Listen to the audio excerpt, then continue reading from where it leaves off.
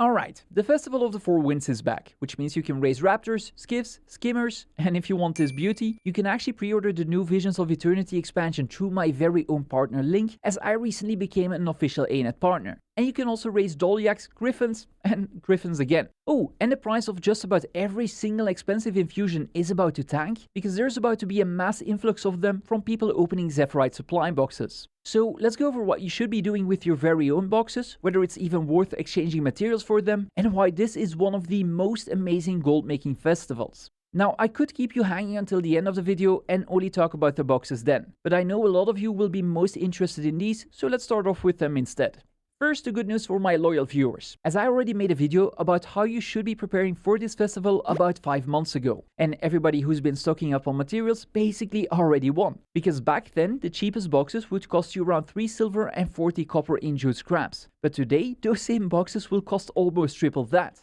So if you've been stocking up on some of these materials, you don't even need to open any boxes, you can just sell your materials on the trading post instead. But that's behind us, so let's take a look at what you can do today. And let's maybe start with whether it's even worth opening the boxes to begin with. See, every single one of these will contain a bit of festival currency that can be traded in for other items, some quartz crystals, and a random chance at various materials worth a few copper to a couple of silver, or if you're really lucky, some of the most expensive infusions in the entire game. Now, thanks to Enco's data from last year, we already know that we have a roughly 1 in 5,000 chance to get a drop from the super rare category, which has also been confirmed by one of our own community members who got the exact same odds for about 160,000 boxes they opened yesterday. But there is a bit of a problem with this number, because some of the items from this category are basically a worthless recipe, antique summoning stones, and a few skins only worth a couple of gold at most. So even hitting the jackpot doesn't really mean you might actually come out ahead. Now, if we take an even closer look at those 160k boxes, there were actually only 4 really worthwhile drops. And while I know that this sample size is too small to draw any definitive conclusions, it is worth taking the numbers into consideration, because the cheapest box right now will cost you around 6 silver, as you can get 7 for every Glob of Ectoplasm you trade in. Or in other words, every 306 gold you can expect to get a super rare drop.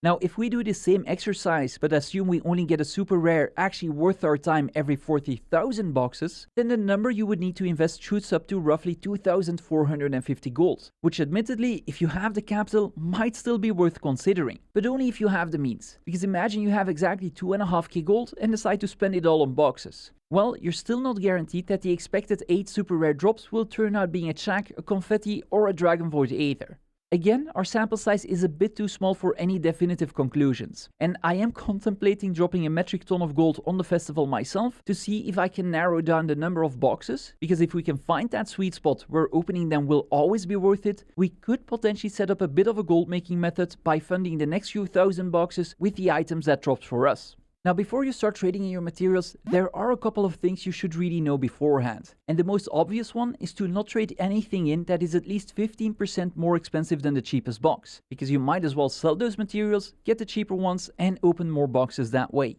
I am specifically saying at least 15%, as those are the fees that you'll be paying for selling any item on the trading post. Next is of course whether you should actually get boxes yourself, because as you can see, the expected return on these is a fair bit lower than what they will cost you. And I will touch more on that later, because these numbers don't tell the whole story either, but for now, you should know that if you can't open thousands of boxes, then the odds of you getting that one super rare that is actually worth it are so small, I would argue you're better off selling your materials on the trading post and consistently make gold that way. Now, you might have also noticed that Ectos are the best trade in value right now, and I'm honestly not sure whether ANET made a mistake or not, because in previous years, both Ectos and crystalline dust were always tied together, as you can basically salvage Ectos with a silver fed or equivalent kit for about 1.86 dust and a bit of luck. But this year, the trading value for dust changed to 4 per box instead of 2 boxes per pile of dust, making them about 10 times more expensive. If nothing changes to the Ecto trading value, I would actually recommend you check out 3 of my guides, as I made one that will teach you how you can farm Ectos all day by chaining together certain meta events, while also making sure to do the Octofine every 2 hours and opening certain daily chests, while killing the time in between by opening chests that will respawn hourly, which is a pretty great video if you lack the funds to craft Ectos.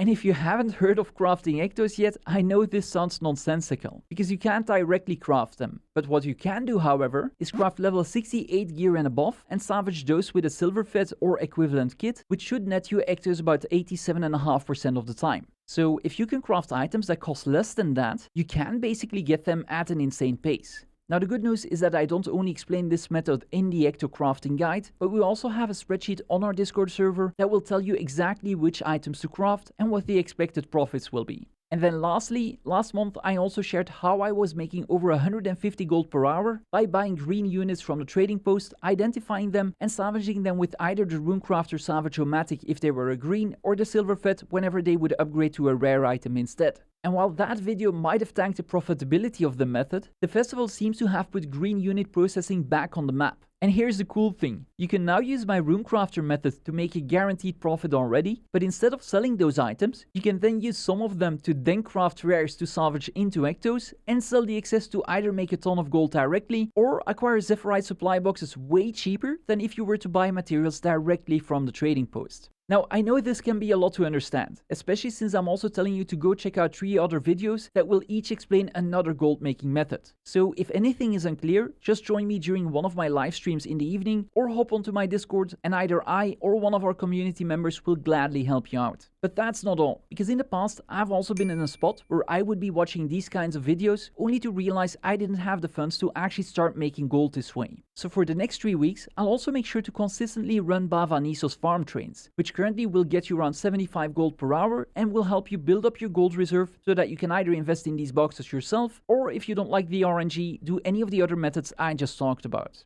Okay, so now you know everything about getting these boxes, but we haven't talked about selling their contents yet, because this too is quite important to understand. First of all, you'll always get some Quartz Crystal, which typically tanks over the course of the festival as all of the markets will be flooded with them. So before you start dumping these yourself, make sure to keep at least a year's supply to turn them into charged quartz, and maybe consider hanging on to the rest until their prices eventually recover. Then there are of course the super rare drops, which will also typically tank in price. Last year, for example, I was lucky enough to get a jar of dangerous spirits, which up until that point was selling for more than 10k gold. But during the festival, I could only find buyers willing to spend 6 to 6.5k on those. So even if you do strike it big, it might still be worth hanging onto your infusions until the festival is over and their prices settle. Now, if you do have an excess amount of gold on the other hand, you could also consider picking up some infusions during the festival in the hopes that their prices will go back up later. Although keep in mind that this too isn't a guarantee. Keen viewers might have already noticed that I mentioned some of the infusions are worth more than 10k gold, which might be a bit confusing, as technically that is the maximum amount of gold you can ask for on the trading post. But there are actually some communities like the OTC where people will buy and sell all kinds of items which sometimes can surpass this value. And quite often they also do so at rates that are better both for the buyer and the seller, as typically people will either ask for a set price or ask for about 90% of the value on the trading post, which means that the buyer will be paying less than if they were to fill an order and the seller will get about 5% more than if they were paying the 15% fees on the trading post.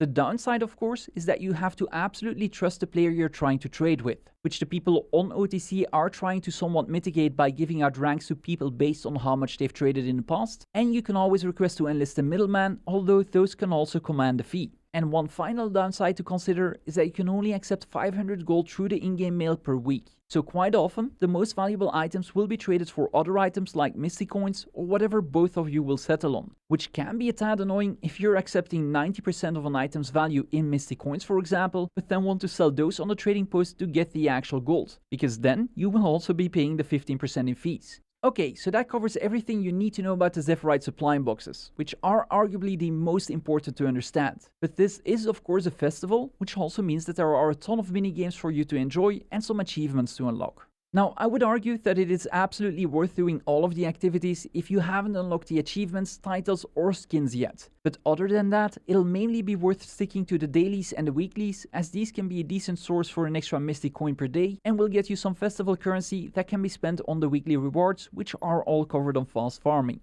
But farming the boss blitz all day isn't worth doing anymore, as you can expect about 10.5 gold of profit per hour at most, but this can also drop to as low as 2.7. And while I do recommend unlocking all of the arena achievements for the points and the cool mini and title, those two aren't really worth it after you've unlocked everything already. And that covers about everything you need to know. As mentioned, I'll farm a ton of Bavanisos on stream in the coming weeks, and I will probably do another run of all of the Janty Wild convergences, as we've been consistently getting gold on those, regardless of the experience level of the people people joining. And I will try to figure out what the sweet spot would be for the box prices, if there is any, where we can keep recycling the infusions that drop, even at a lower price, into new ones to continuously make gold. So come check me out on stream, and consider using my partner link if you want to get the upcoming expansion, which will finally come with a legendary aqua breeder and 9 new elite specs.